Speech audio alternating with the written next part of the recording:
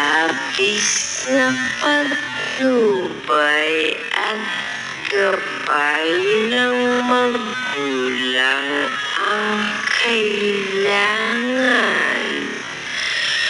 Maaaring makapaminsala pag napabayaan habang nagluluto ng sinigang, adobo, basoy, okoy, ginataan.